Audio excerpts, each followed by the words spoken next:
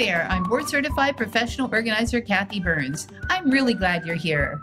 This podcast is designed for busy entrepreneurs just like you who want to take better control of your business and move forward with less stress and more success. If this is your first time listening, then thanks for coming. The Organized and Energized podcast is produced for your enjoyment, and show notes are found at thepodcast.organizedandenergize.com. Come back often and feel free to add this podcast to your favorite RSS feed or iTunes. You can also follow me on Twitter at Organized Energy and Facebook. All links are in the show notes. Now let's get into the show. Hi, everyone. Thanks for listening to the Organized and Energized podcast. You're in for a treat today. We're going to talk to HollyJackson. She's a revenue and performance consultant, speaker, and podcast host, author, and founder of the Business Builder Throwdown. She has a peak performance blueprint where she looks at holistic and logical approach to success. And after all, one can't have massive success in business without a life of equal or greater success.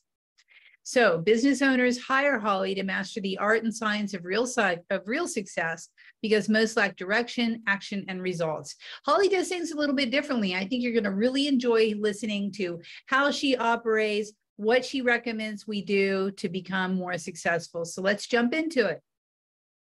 Hi, everyone. We're back. And today I'm with HollyJackson. We're going to talk about performance. We're going to talk enhancing. We're going to talk about getting more profitable.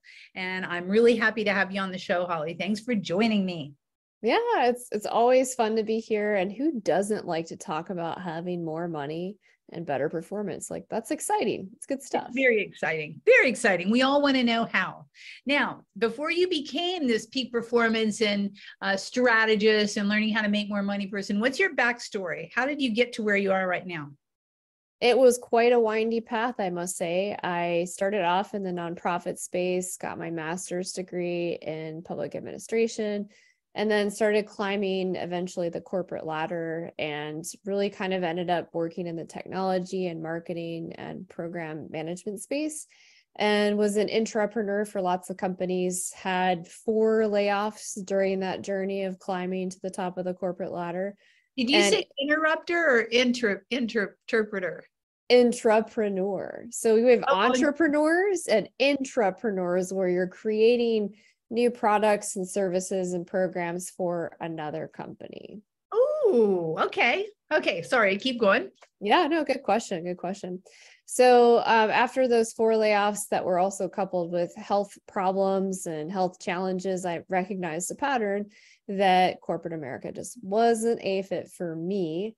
So I started dabbling with doing some health coaching initially and took on a part-time consulting opportunity where I could still build the business on the side and holistically, and then realized I really wanted to help more people. And so my mission in life really is to heal more people, but I do that by helping business owners that are doing good in the world. And I do that by working with health tech companies, startup companies, a lot of holistic practitioners, but also a lot of professional service providers that are having really positive impact in the world, authors and speakers. And I found that instead of just being a holistic business coach, really what I was providing my clients was more consulting. And when we dialed in the messaging of exactly what I was providing, it was revenue and peak performance. And so when we started looking at that started reaching a broader audience, and then it allowed those business owners to have bigger impact and start nonprofits and foundations and philanthropic arms of their work. So that's the short version of how I got to where I am today. That's fantastic. Yeah, I think that, when you have the overflow of money, then you can do what your heart strings calls. I mean, oftentimes we're doing what our heart calls us, but having that extra revenue allows us to do our passion projects on the side. And I think that's a great that's a great goal for you to help business owners and entrepreneurs get to. Tell me about one of your success stories from one of your clients. Okay, so I've helped quite a few clients kind of do that transition from the corporate world into having their own gig. So I've helped I helped a mom that started her coaching business, and she had very different goals than somebody that didn't have young kids at home, but she started hitting her financial goals within 12 months of us working together. So that was an incredible victory. But I've also worked with multi-billion-dollar companies and business owners who own more than one business, and helped them see where they were leaving money on the table. And what we did with that was then we could focus on their legacy needs of, donating a percentage of every service and product to a philanthropic arm and starting a foundation. And since I have a background in working with nonprofits, we were able to do that much more smoothly and much more quickly than they anticipated. So they were able to uncover more profit, have better peak performance, improve their employee experience, their customer experience, but also get their nonprofit off the ground a lot faster. Oh, that's fantastic. So when you say holistic, what does that word mean to you as far as being a holistic entrepreneur or business person? Yeah. So I don't know about you, Kathi, but I see so many business owners and entrepreneurs that are busy, right?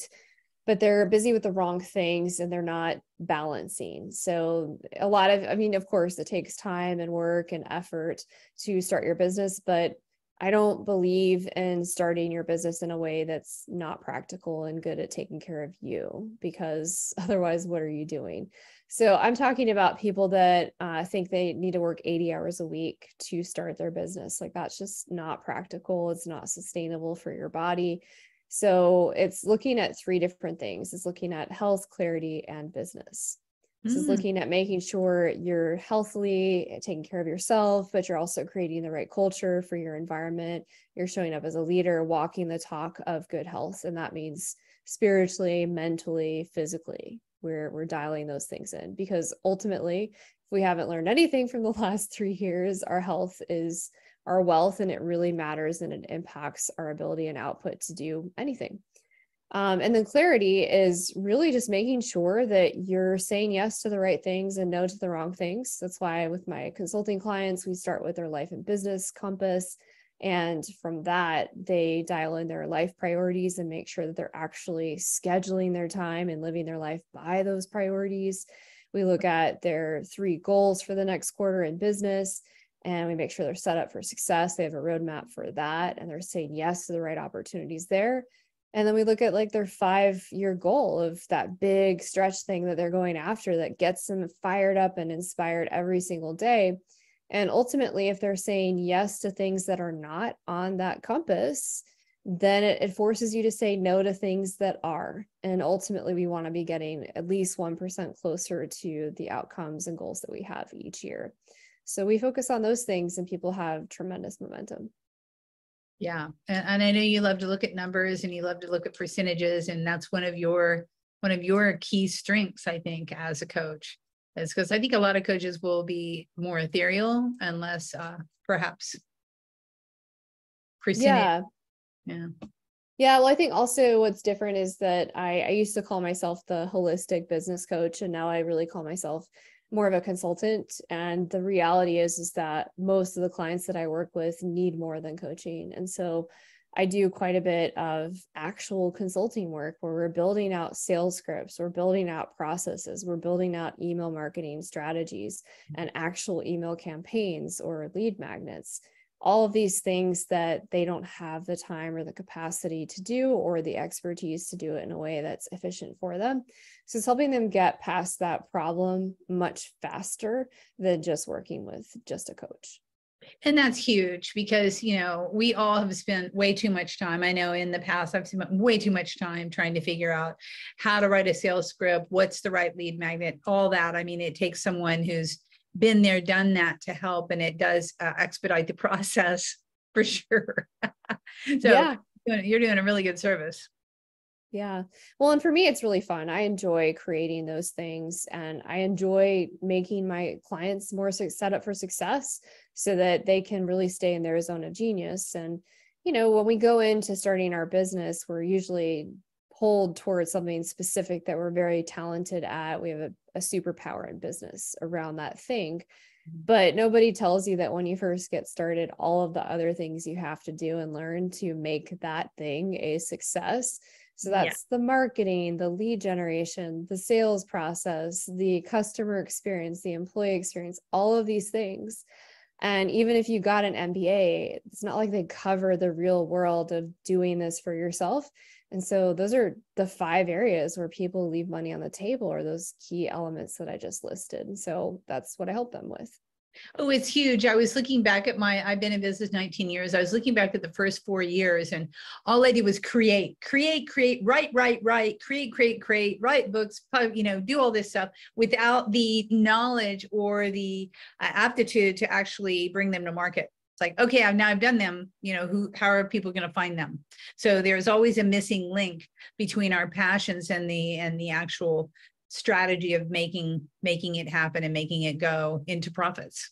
Yeah. And that's a good point. And a good reminder is a lot of people, when they start their thing, whether it's, I'm going to sell a course, I'm going to, make money off of a book, all of these things.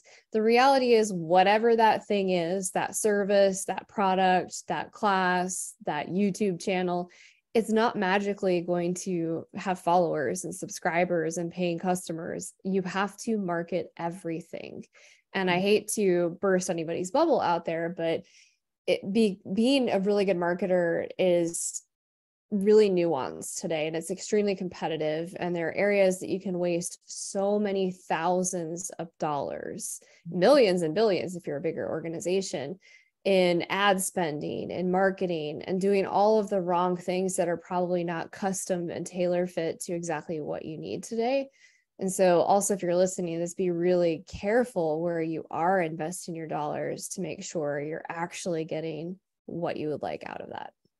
Yeah, absolutely. Because we all at the beginning waste too much money on things that aren't even really moving the needle at all.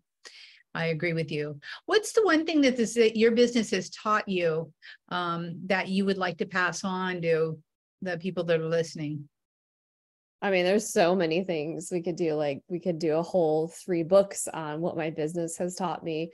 Yeah. The one thing that's calling to me in this moment is, instead of trying to sell something, meaning like you waste all this time building the course and building the things and really just hiding behind the smoke curtain of nonsense, sell it, beta test it, and then build it while you fly the plane. I can't tell you how many times I had people waste countless years getting another credential, another certification, hiding behind the excuses of building a logo or a website or all the things or this course, and then it never sells. So I would much rather you beta test and just get into the marketing and the sales side of things, and then build it while you deliver it so that you're actually creating money and income, which is the definition of a business, than waste, like you talked about the first 4 years. People waste so much time in creation, and they don't know how it's going to fit the market. They haven't tested that. Get out there and sell that thing before you create it. Mm-hmm. Yeah, that's really, really sage advice, and something I could have used, a couple decades ago for sure. Oh, darn, I should have met you back then. I wasn't doing what I'm doing yet, but yes. I'm with you on that. So what's been the most memorable moment in your career so far? Most memorable moment. Well, a couple come to mind from, in particular, last year. I published my first book, which was a bucket list thing for me. Thank you. Thank you. And what was incredible about that was it was very healing, but it also gave me a lot more tools that I use with my clients. And the first book is Inspiration Contagion: Health Secrets for Raving Success. So it talks about that first pillar of health that I go over with all my clients. And the reason that was important to me is a lot of stuff that business owners get stuck with, especially when it comes to lead generation, sales, et cetera, is really mindset related. We get in our way around money. We get in our way around a lot of other things that hold us back. And we wonder, when we're taking all the right action, we have the right processes, the right system set up, but we're not seeing the income we would expect. For example, we're not getting and hitting the goals that we would expect financially. It's always what's going on between these 2 ears here. And So that really helped me fine tune and dial that in, but also byproduct of that, it made me more credible in my business, made me more hireable as a speaker, and got clients out of it. So I ended up running a couple of leadership retreats based on that with different companies locally in North Carolina. So that was incredible. So that was a huge highlight. And then, of course, doing my TEDx talk last year was also a huge headlight. That was a lot of work. It was extremely stressful. It takes hours of preparing and dialing in the content, working with the different speaker coaches, rehearsing, because you are fully memorizing that thing, which most of the time when I speak, I'm not memorizing a script. I'm just flowing with the audience vibe and pivoting where I need to, tailoring stories and customizing it to them. With a TED Talk, you can't do that. And so it's a very unforgiving stage. But it was incredible. Like, I made really good friends, got clients from that. It gives you even more credibility and exposure and a bigger trust factor. Mm-hmm. And I really think if you're a business owner, having a best-selling published book and being a TEDx speaker go a long way for people working with you. Like, oh, she must know what she's doing. Yeah, absolutely. So you did that. These are huge successes. How did you celebrate?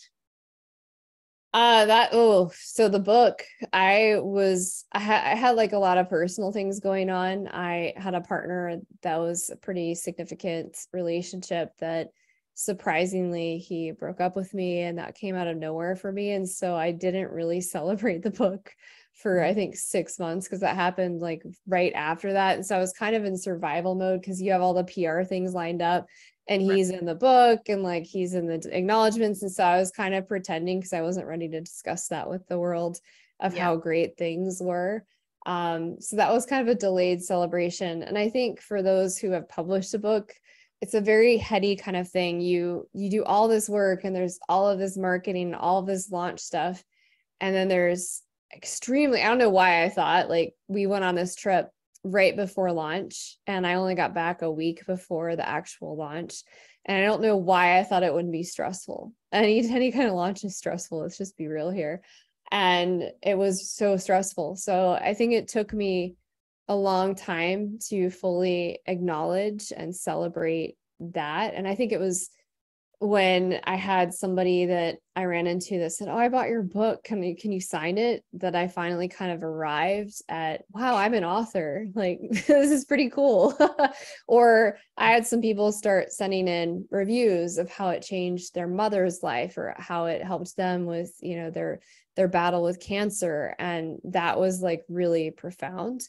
So, I celebrated with some friends. We went out for dinner, and I had a book signing party with my family a few months after it published and launched. So those are kind of mini celebrations. And then for the TEDx, my family came out and we had dinner right after I did the TEDx event.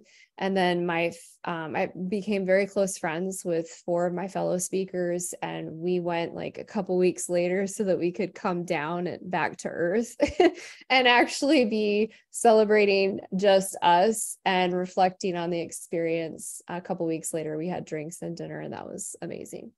That's fantastic. Yeah, I'm asking this because I think that a lot of people don't stop to smell the roses, so to speak. They do their big thing, they make their big accomplishment, and then they're like, oh, on to the next one. I was in that habit for way too long, and that's why I'm always talking about success.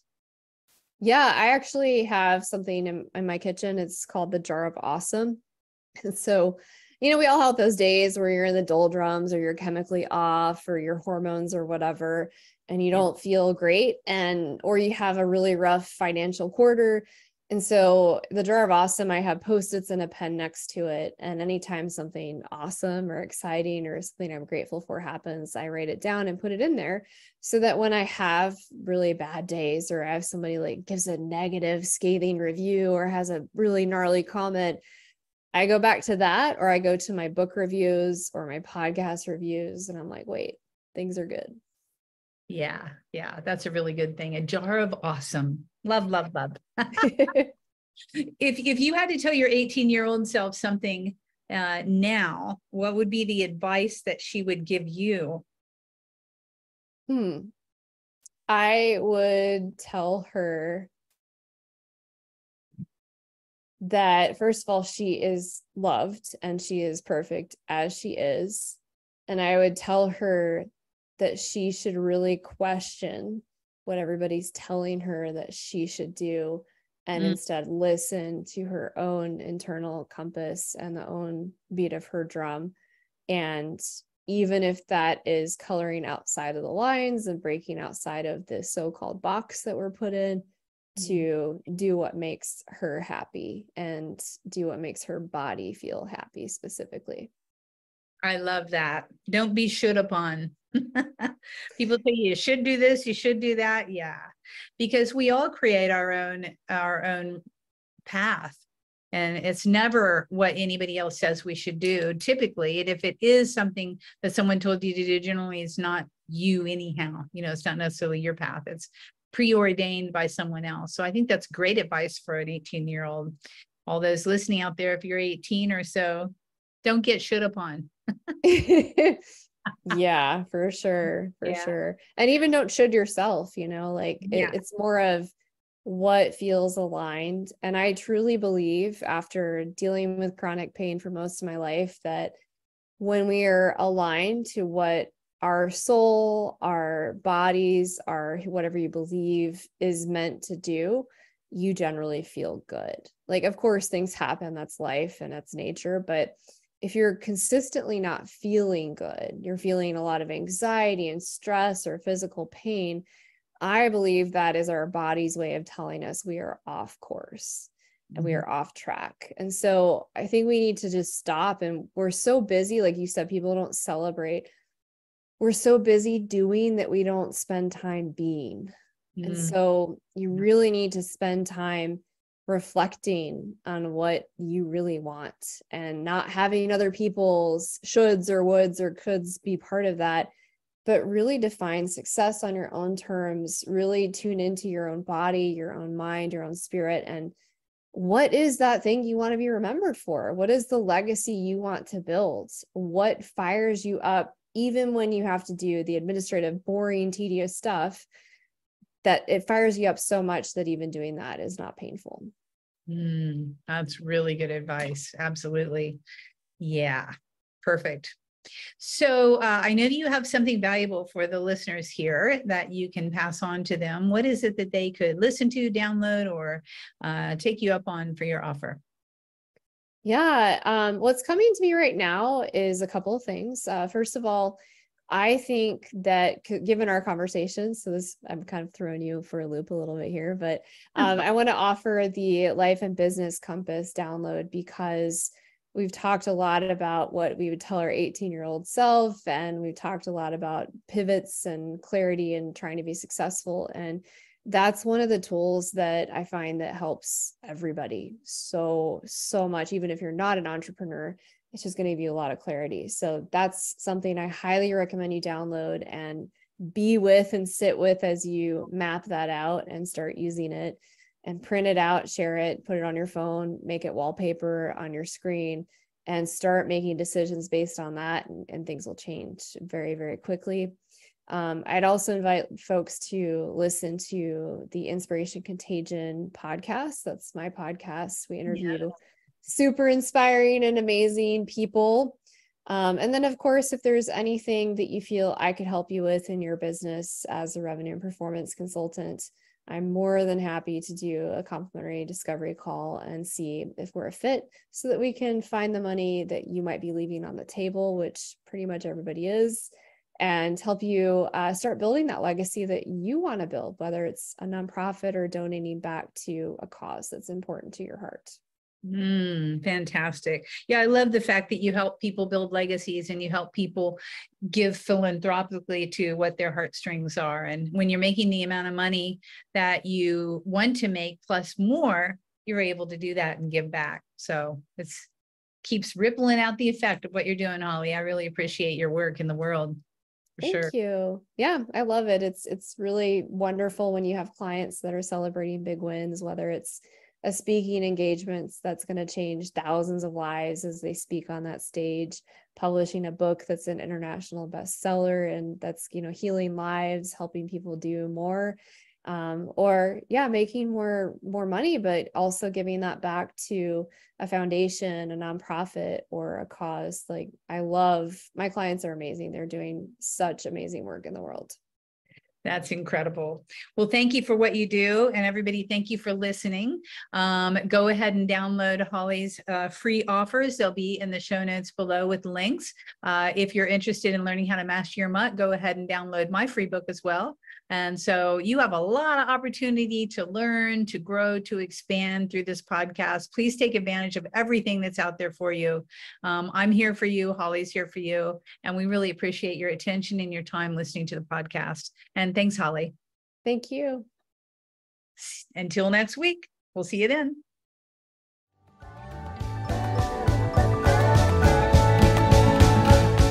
Hey, thanks for listening to this podcast. I hope you enjoyed this episode, and if you want to hear more, feel free to subscribe on the platform of your choice.